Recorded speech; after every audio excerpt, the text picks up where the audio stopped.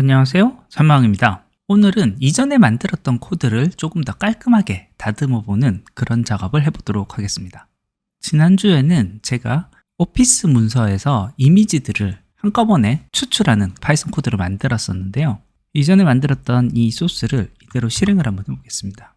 파일이 실행되면 이미지 추출할 파일들이 있는 폴더를 선택을 하라는 내용이 나오고요. 그 폴더를 선택한 다음에 폴더 선택을 하면 작업은 이와 같이 정상적으로 완료가 되었는데 여기 아래에 좀 뭔가 거슬리는 에러 메시지가 뜨는 것을 볼 수 있습니다. 이 에러 메시지 내용을 천천히 살펴보면요. 지금 네가 사용하고 있는 distUtils라는 패키지는 파이썬 3.12부터는 사용하지 않게 될 거다라는 메시지가 떠 있습니다. 그러면 이런 경우에는 지금 현재 제가 이 copyTree라는 명령어를 통해서 이미지 파일을 폴더체로 복사해 오는데 이렇게 써왔었습니다. 그래서 요거가 이제 나중에 파이썬이 업그레이드가 됐을 때는 요 명령이 제대로 동작하지 않고 에러가 뜰 수 있다는 것이기 때문에 요 내용을 수정을 하고 싶습니다. 근데 수정을 하려고 보니까요. 지금 카피트리가 한 번, 두 번, 이렇게 세 번 들어가 있기 때문에 요거를 번번이 고치는 게 좀 번거롭습니다. 그래서 뿐만 아니고 여기 있는 소스가 보면은 PPT, 엑셀, 워드에 대해서 한 번씩 세 번 반복되는 것을 볼 수가 있고요. 요 위에서 폴더 가지고 오는 것도 이미 세 번 같은 구문이 반복되는 것을 볼 수 있습니다. 반복되는 구문을 살펴보면요. 사실 다른 게 그렇게 많지가 않습니다. 여기 파일 확장자명이 PPT냐, XLS냐, DOC냐 요거가 좀 다르고요. 파일 경로를 복사를 해올 때 보면은 PPT냐 아니면 XL이냐 아니면 워드냐 요렇게만 다릅니다. 요 부분만 반복문 안에 녹여내서 바꿀 수만 있으면은 이렇게 세 번 반복된 구문을 한 번으로 줄일 수 있을 것 같습니다. 이런 부분들 어떤 식으로 할 수 있는지 한번 고민을 해볼게요. 이 셀을 누른 상태에서 B를 눌러서 아래쪽에 새로운 셀을 하나를 더 만들고요. 이와 같은 방법으로 좀 고민을 해보겠습니다. 결국 보면은 우리는 파워포인트, 엑셀, 워드에 대한 세 종류의 파일에 대한 확장자명과 중간 폴더명 이 두 가지를 연동해서 반복문 내에서 풀어낼 수만 있으면은 파일별 반복문 자체를 하나의 큰 반복문으로 묶을 수 있을 것입니다.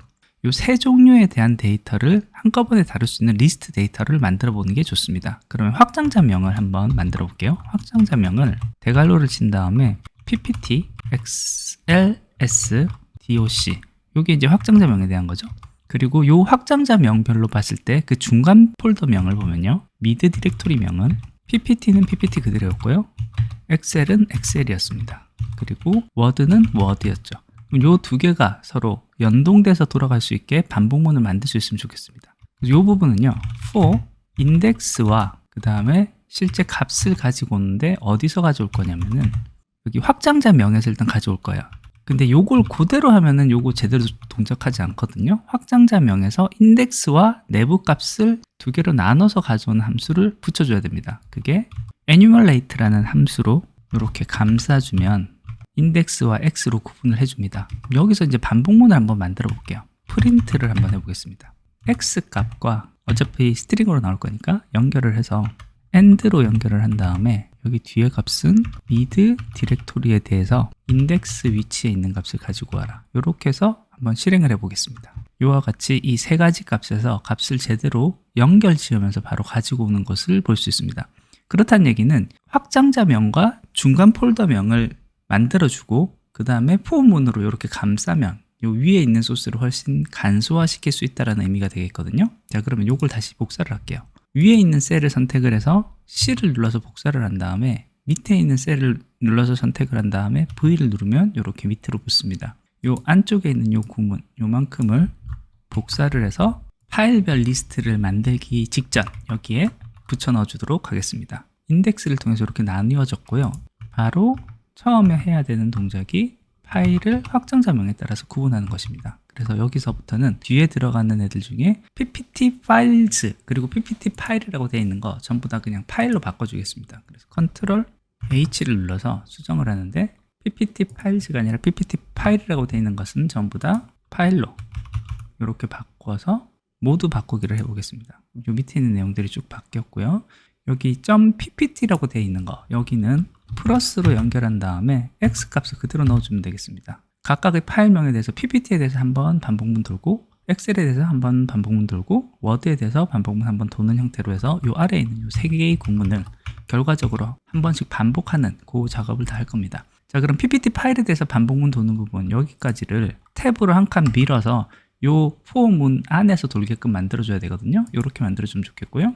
요 밑에 있는 내용, 다른 내용들은 이제 계속 반복문이니까 의미 없으니까 삭제를 해주도록 하겠습니다. 중간에 들어가 있는 PPT, 여기는 중간에 있는 디렉토리, 중간 디렉토리 폴더에 대한 값이 들어가는 거니까 mid dir로 한 다음에 대괄호 치고 여기는 index 이렇게 값을 바꿔주면 되거든요. 이렇게 바꿔주고요. 그리고 마찬가지로 이것도 복사를 해서 이 부분에 바꿔서 넣어주도록 하겠습니다. 자, 그러면 지금 저희가 만들고자 하는 작업들은 다 된 것 같아요. 이 상태로 다시 실행을 한번 해보겠습니다. 정상 동작하는지를 한번 볼게요. 컨트롤 엔터 눌러서 실행을 하면 작업할 폴더 경로 묻고 있고요. 폴더 경로 선택한 다음에 폴더 선택.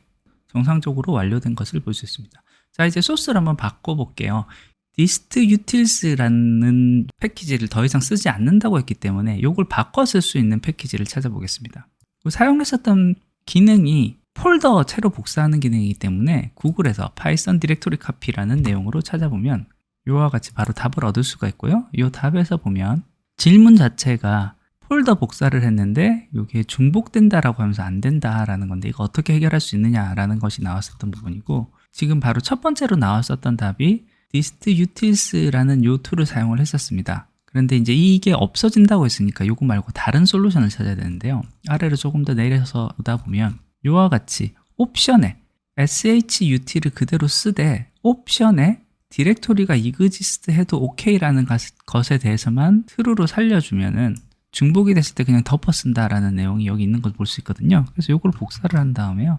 shutil을 써서 카피트리 명령어를 대체하는 이런 식으로 구문을 만들어 보도록 하겠습니다. 여기 소스 파일에 와서요.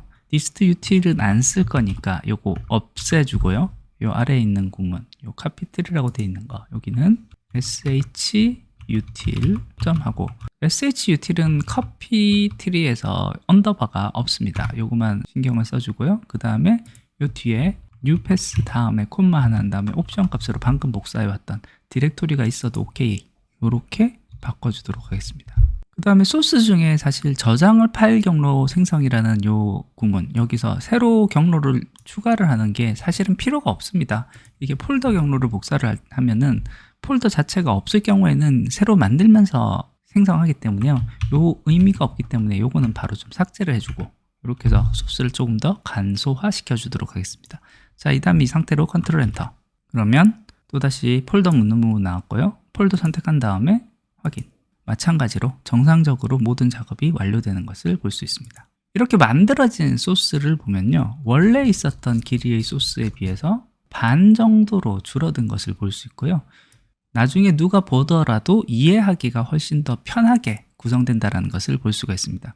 예, 오늘은 이렇게 이전에 만들었던 코드를 한 번 더 살펴보고 잠재적인 위험 요소, 앞으로 발생할 수 있는 에러를 방지하기 위해서 소스를 수정을 했습니다. 그리고 그 과정에서 내부적으로 좀 비효율적으로 구성되어 있고 사람이 이해하기 좀 어렵게 되어 있는, 까다롭게 되어 있는 부분을 반복문을 통해서 보다 이해하기 쉽고 앞으로 유지보수할 때 더 쉽게 만드는 그런 작업을 해봤습니다. 실제 IT 관련 업계에 종사하는 분들께서 사용하는 용어 중에 리팩토링이라는 용어가 있습니다. 이 리팩토링이라는 것이 결과적으로 나오는 산출물 자체는 변하지 않지만 그 안에 있는 소스를 좀 더 체계적으로 보기 좋게, 해석하기 좋고 유지보수하기 좋게 만드는 작업을 이 리팩토링이라고 하는데요. 오늘 해본 작업이 따지고 보면 일종의 리팩토링이라고 볼 수 있습니다. 이 리팩토링은 사용자 입장에서는 큰 변화가 없는 것처럼 느껴질 수 있지만요, 향후 미래에 발생할 수 있는 버그나 에러, 위험한 상황에 대해서 미리 준비한다라는 점, 그리고 문제가 발생해도 빠르게 원인을 찾아서 고칠 수 있게 우리가 보기 좋게 만들어준다는 점에서 굉장히 의미가 있고요. 이렇게 보기 좋게 만들어져야지 나중에 유지보수하기도 좋고 개선하기도 훨씬 좋습니다. 예, 오늘 준비한 것은 여기까지입니다. 끝까지 들어주셔서 감사합니다.